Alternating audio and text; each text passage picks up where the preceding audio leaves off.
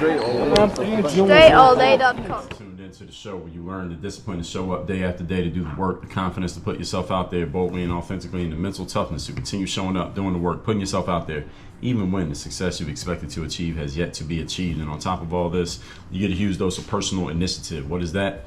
That is go-getter energy that moves any one of us, including yourself, to go and make things happen instead of waiting for things to happen. And then we put all this together into a series of frameworks, approaches, insights, strategies, and techniques, all underneath the umbrella of one unifying philosophy that is called Work on Your Game. My name is Baldwin, also known as Dre All Day, and welcome to the show. And today's topic is, we're going to talk about physical, mental, and emotional work, the differences between the three, why each one of them matters, and how each one of them should be utilized, how each one of them can be utilized most efficiently. Before we get into that, though, let me tell everybody, every day I send out this text message free of charge called the Daily Motivation. This message is guaranteed to keep you focused, sharp, and on point. I will send it straight to your phone. Yes, the phone that you have in your hand right now. I will send it straight to you every single morning. All you got to do is text me right now at this number, 305-384-6894. Text me at that number. It is listed down below in the show notes if you forgot it already. And once you text me there, you will be verified and confirmed as a member of my text community. And because you are a member, you'll get that daily motivation every day. And guess what? You can even respond to any of the messages that I send, and you might get a response back from me. Ask somebody who is already in my text community, does Dre respond to those messages? Yes, I do. And when you get a response to one of those messages, yes, that is me texting you. That is not Dre's team responding to you. That is not my assistant responding to you. That is me responding to you when you get a response from me. If there's ever anybody other than me responding to those texts, it will be noted that it's somebody other than me responding. But if it's not noted, then that means it's me that you are actually texting with. So that's first thing. Second thing, workonyourgameuniversity.com. That is the place where you go to work with me directly. The next step, you listen to the show, you get in the text messages. What's the next thing you do? Go to workonyourgameuniversity.com. You're ready to take the next step to work with me. You want to get into the Bulletproof Mindset Framework, the next mission framework, which is all about accountability and execution. The Work on Your Game system was all about putting systems in place in your business so you can do the same things the same way every time. And the Business Builder framework, so you have an actual strategy, an actual game plan for what you're doing, and not just a bunch of random actions and hope that it works out. Or if any of those sound like something you need, go to workonyourgameuniversity.com, follow the prompts on that page to tell you exactly where to go and what to do next. And before you know it, you'll be working directly with Dre Baldwin. Can you believe it? All right, with all that said, again, that's workonyourgameuniversity.com. Now, let's get into this topic, physical, mental, and emotional work.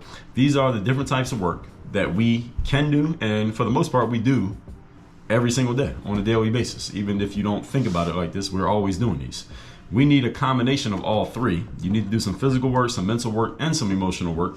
And while doing so, we need to understand how to best use each one of these so that we don't overuse any one of them, and so we don't misuse any one of them. So as I get into explaining how each one of these works and where they are best used, you'll better understand this. So I'm not going to give too much more explanation here because everybody knows what physical, mental, and emotional means, but you may not have thought about how each type of work is different. So let's just get into the point so you can understand this. And I don't need to go any further in just explaining what these are about. So let's get to it. Point number one. Today's topic, once again, physical, mental, and emotional work. When it comes to physical work, let's start with that one. Physical work, when you're doing physical work, harder is better. The harder you can go in your physical work, for the most part, this is in a general sense, okay? I'm giving you general guidelines here. There are times when these are not necessarily true, but I'm going to say as a general rule, when you're doing physical work, the harder you can do your work, the better it is. With physical work, the harder you go, the more you can get done in a shorter period of time. That's what I mean. So if you're doing physical work, like what's something you could be doing physically? If you're doing physical work like unloading the dishwasher, the more energy and the harder you go at unloading the dishwasher, the more energy you put into it, usually the faster you'll be able to unload the dishwasher and have all the dishes put away. So now that task is done, you can move on to the next task. And the faster you sweep the floor and mop the floor, the faster the house is clean, you can move on to the next task. And the faster you fold up the laundry, the faster that's done, and you can move on to the next task. So when you're doing any kind of physical work, usually the harder you go, the better it is because it saves you time. Remembering that time is our most valuable resource. That's why I'm suggesting harder is better. When you go harder, generally speaking, you get more done in a shorter period of time, therefore leaving you more time to get other things done. Everybody got it? This is something that I got, for example, when I was reading Tim Ferriss's book called The 4-Hour Body. Now, he wrote I think 3 books. 4-Hour Body, 4-Hour Work Week, and 4-Hour Chef. So the 4-Hour Body was about fitness and just getting yourself into your optimal physical condition. And he talked about how he could get to 80% of the shape of a world-class athlete while not having to spend 2 hours a day in the gym like a world-class athlete would. And the way that he did that was by talking to people who had trained these world-class athletes, taking the pieces that he could use, that he could condense into bite-sized pieces, so where he could get a 30-minute workout in instead of a 2-hour workout, and he didn't have to do it even every single day. He could get to, again, 80% of the level of the world-class athlete. Now, why 80%? Because we got to remember the 80-20 principle. Pareto's principle states 80% of the results come from 20% of the inputs. So Tim understood that doing 20% of the things that world-class athletes did could get him to 80%. Now that last 20%, between 81% and 100, that makes you world-class. You got to be 100 to get to world-class. Well, you got to do 80% of the work. And that's the stuff that most people are not willing to do. And that's the stuff that world-class athletes do. That's why they're the ones competing in the Olympics, and why Tim Ferriss is the one writing a book about it, but not actually competing in the Olympics. You get what I'm saying here? So I started using, when I was reading Tim Ferriss's book, I started applying many of those principles to what I was doing in the fitness gym. Now, my background is as a professional athlete. My sport was basketball. I did not apply Tim Ferriss's principles to playing basketball, because in basketball, I was willing to do not only the 20% work that got me 80% of the results, but I was also willing to do the 80% work that got me that last 20%. You get it? Because that 80% that got me the last 20% is the difference between playing basketball on YouTube and playing basketball on a professional basketball team. That 80% is the difference between the guys on TV and the guys at the playground. So I had to do the last 80% work. But when it came to what I was doing in the fitness gym, and when I say fitness gym, let me be clear what I mean. That means lifting weights, running on cardio machines, that kind of stuff. The kind of stuff I would do just to get my body into good shape, like having muscles and things like that. I started applying what I got from Tim Ferriss's book, The 4-Hour Body, to that part of my training, and I was able to cut down significantly on the time I was spending lifting weights. So instead of doing 90-minute weightlifting sessions, which I had been doing up to that point, I was able to cut that down to about 30-minute weightlifting sessions. I was building up more muscle. I had a lot more time because I was spending less time in the gym, and my body was fresher for the actual basketball workouts that I really needed to focus on, because that was the sport that I was playing anyway. And any of you who was following me back in the basketball days, you may remember there are multiple videos where I talked about this, because I would often have players asking me about this mix. Yeah, any of you who's an athlete now, or you know an athlete, or you coach athletes, you can share with them what I'm about to share with you. Because basketball players would often say to me, well, Dre, look, and they would see my physique. They could tell that I lifted weights, even though I was a basketball player. They could tell that I spent time in the weight room. They would say, well, Dre, how much time should I spend lifting weights versus how much time I should spend playing basketball? Or the players would ask, well, Dre, I want to lift weights and I play basketball. Which one should I do first? When I get to the gym, there's a gym with a basketball court, there's a weight room over there. Which one should I do first? Should I lift weights first or play basketball first? Which one should I do first, or which one should I prioritize, or how much time do I spend doing each? And I gave them a simple principle to help them understand. The first question to help you get the principle is, what is your main thing? My main thing, and this is what I would tell the basketball players, their main thing at this time is you are a basketball player, which means the majority of your time and your priority should go to playing basketball. Why? Because you are a basketball player. So if push came to shove and you had to pick one, you would spend your time on a basketball court, because that's the thing that is going to move you to the next level and make you your money, is your ability to play basketball. So you do the basketball gets prioritized, and then you can either lift weights after basketball, or if you want to lift weights before basketball, you can. There were times that I would do that. I would lift weights first and then go play basketball, and that worked for me, but I wasn't spending an equal amount of time on a basketball court that I would spend in the weight room. Or at least I changed my routine to where that was the case, because there was a time when I would spend 90 minutes on the basketball court and then 90 minutes in the weight room. But when I thought about it, I thought to myself, especially after reading Tim's book, wait a minute, Dre, that doesn't make sense. Why are you giving equal time to lifting weights if you get it playing basketball? You're not a professional weightlifter, you're a professional basketball player. Lifting weights is just a supplement to your ability to play ball. Everyone get what I'm saying here? So whatever your main thing is, the majority of your time, attention, focus, energy should be going towards the main thing, and then everything else that supports the main thing probably shouldn't get the same amount of investment, simply because that's not the main thing. All right, as the saying goes, keep the main thing the main thing. So I started using these principles and cut down significantly on the time I was spending lifting weights, while at the same time it did not cost me any of my physical performance capabilities. Because if it had, then I would have had to make changes. And again, this is why I'm playing a professional sport. And it wasn't necessarily that I was going harder in the gym. So I want you to understand, when I say harder is better, I don't always mean that literally. It was that I was doing more of the stuff that produced the higher return on investment. And then the rest of the stuff I was doing less of that was not producing the return on investment. Again, utilizing the 80-20 principle. So when I say harder is better, sometimes it just means you need to figure out what the 20 is that produces the 80 and do more of the 20 and less of the 80. Doesn't necessarily mean you have to let's say you don't have to go balls out or go ham on everything that you're doing and just go as hard and as fast as you can, and that necessarily makes it better. So please don't take what I'm saying here literally. I want you to understand directionally what I mean. When I say going ham, and if you don't know what that means, that's an acronym that stands for hard as a motherfucker, H-A-M, ham. So anytime parents out there hear your kids say they're going ham, that's what they're talking about. All right, don't tell them that I told you that. So if you're one who goes to the gym regularly, you can get better results from 30 minutes of the right workout than you can get from 90 minutes of the wrong workout. Everybody understand that? So you could call this harder, or you could just call it being more efficient. I hesitate to call it smarter. I don't like to call it smarter rather than going harder, because smart is relative and smart is based on subjective opinions, and I don't want to confuse you by calling it smarter. And also, I talked about working smarter and not harder in episode 1856, by the way. If you had not listened to that episode, go ahead and listen to it so you understand what that really means, as opposed to how people like to use it. Moving on to point number 2. Today we're talking about physical, mental, and emotional work. So you already know what point number 2 is: mental work. Mental work has diminishing returns, and there is a theory that's called the law of diminishing returns. This is a very solid theory, which you should accept when you understand what it means. There is, of course, value to using your mind to get things done. Now, I'm the last person who would ever discredit that. I mean, this whole show started with me talking mostly about mindset. I talk a lot about business things now as well, but mindset is always the core and the foundation of what we do here at Work on Your Game, and always will be.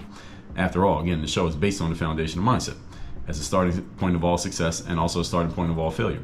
But using your mind for work does have diminishing returns. There's only so much you can ask of your mind over the course of a day before you ain't got nothing left. There's nothing left to give.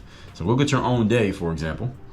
I would bet that most of you, especially those of you who do work that requires you do mental work. If you're watching this on video right now, you see me sitting at a desk. If you are the type of person who sits at a desk for your work, and you're doing work that is mostly mental, meaning you are not a construction worker, you are not a masseuse giving massages, you're not a personal trainer taking people through to the weight room and to the squat rack. You're doing things that require mental energy, like writing and speaking and sending emails and any kind of analysis or anything that just requires thinking. All right, it's not mentally taxing on you. It's not physically taxing, it's mentally taxing. Don't you usually have more energy at certain points of the day than you have at other points of the day? Of course you do. And usually you have more energy at the beginning of the day than you have in the middle of the afternoon. Like 1 to 3 o'clock in the afternoon is usually when many people's energies dip, especially when you're doing mental work. So if you do any kind of mentally taxing work, like writing, dealing with numbers, making tough decisions, usually think more clearly at, again, certain points, usually at the beginning of the day. Why is this? Because mental work works by the law of diminishing returns. There is only so much you can push the mind before the mind needs a rest. Doesn't mean you're done for the day. You can take a little rest. Some of you might like to take a 15-minute nap. The author Daniel Pink wrote a book called When, W-H-E-N. It's all about the science of when exactly you should do certain things and how it could help you optimize your day and optimize your life. So if you haven't read that book, anytime you hear me mention a book on the show, you need to go get it. So it's called W-H-E-N, When, by Daniel Pink. And you cannot push yourself mentally all day without eventually running out of gas. So any one of us will run out of gas. This is just human nature. So especially for those of you who do mental work, a lot of mental work, you want to optimize your days around the times when your mind is at its peak performance levels, which you should know because human beings are creatures of habit. So you should know what are the times of day when your mind is at its peak level. I have read that the human mind is at its sharpest in the window that is 2 to 4 hours after you wake up. Wake up from anything. This could be from a nap. It could be from overnight sleeping. So if you wake up at 6 o'clock in the morning, for example, your mind, by this theory, will be at its peak between 8 o'clock and 10 o'clock, because that's 2 to 4 hours after you woke up. So you can use that as a litmus test and just see if that works for you. And if you have other periods that work better for you that are consistent, then that's where you want to put your most important mental work. Point number 3. Today's topic, once again, is physical, mental, and emotional work. Number 3, emotional work. When you're dealing with emotional work, less is better. Now, in physical work, it said harder is better. Emotional work, less is better. Why is this? Because emotions can run very hot, and as a result, anything that's too hot can burn you out very quickly. You ever ate some food and it was a little bit too hot, you didn't blow on it enough, or didn't let it cool off enough, you had to spit it back out because it was too damn hot? All right, that's what emotions are like. All right, emotions can get very, very hot, and they can burn you out very quickly if you indulge them too much. While it is not possible for a human to turn your emotions on or off, at least at will, at least not usually, nor can we always control when our emotions are possibly triggered. We can control how we respond once we realize that an emotion is active within us. Once we notice that, all right, I'm feeling this emotion, we can do something about the fact that we notice the emotion. It's usually better for all of us to keep our emotions in check instead of letting them run wild, because when we keep them in check, we have more control over our actions, and thusly we can stick to our plans and processes because we have control over our actions. So as I had told you, emotions are great gas pedals, but they are terrible steering wheels. I told you that in episode number 2155, which you can listen to at workonyourgamepodcast.com. That, along with any other episode in the history of this show. You never want your emotions controlling the direction of where you go. You choose where to go using your rational thinking and your logic. Then you use your emotions as a gas pedal to push you in your rationally chosen direction. That's how you use emotion. Never let your emotions grab the steering wheel. It will drive you into a wall. Emotions can work great when channeled the right way. They can destroy you, however, when they are not controlled and they proceed to take over your mind and body. So that's why any kind of emotional work, less emotion is better. Doesn't mean you don't have emotion. It means the less that your emotions have influence over your thinking. Your emotions should not control your thinking. Your emotions should they should be controlled and used as energy, never as a rational or logical thought, because emotions are not rational or logical at all. That's why they should never control your thinking. Now, recapping today's class, which is physical, mental, and emotional work, how each one of these works and how to best use them. Number 1, physical work, harder equals better. And again, understand what I mean directionally. Do not take that literally. Physical work, the harder you go, usually the more you can get done in a shorter period of time. But you also want to remember the 80-20 principle. 80% of your results come from 20% of your inputs. So when you're doing physical work, you want to be looking for the 20 and looking for the 20 that produces the 80, and do more of the 20 and less of the 80. That's what I mean when I say harder, not necessarily putting more energy and muscle behind it, but I could necessarily mean that depending on what you're doing. Point number 2, mental work works by the law of diminishing returns. Or the more of it you do, eventually it's not even worth it to do more, because the amount of time or effort it will take you to get it done, it's not even worth it anymore. So by the end of the day, when your brain is all burned out, you keep trying to do mental work, you might as well stop, because you're not going to get anything useful done in that time. You're going to have to do it all over again next day anyway. So there's value to using your mind to get things done, of course, but you need to know when is your mind in its peak state, and that's when you want to get most of your work done. It has been said and believed that the window between 2 to 4 hours after you wake up from a nap or from overnight sleep is when your mind is at its sharpest. You should test that out and see if it works. Number 3, when it comes to emotional work, less is better. Emotions can run very hot and they can burn you if not held under control. And always keep in mind, emotions are great gas pedals. They're terrible steering wheels. Never let your emotions grab the steering wheel of your life. They will steer you into a wall like a crash test dummy. You use your emotions. You control and channel your emotions through the gas pedal once you have logically and rationally decided where to turn the steering wheel. Never want your emotions controlling the direction of where you go. You choose where to go with your thinking, then let your emotions push you in that direction. All that said, text me. Tell me the best insight or idea or what you're going to do different based on you heard in today's class. My number is 305-384-6894, or just text me because you want to get that daily motivation every day for free. My number is 305-384-6894, and workonyourgameuniversity.com. You want to learn how to do this work and apply it to your mindset, your strategies, your systems, and your accountability and execution, and get accountability so that you can execute. Go to workonyourgameuniversity.com. Work on your game. Dre all day.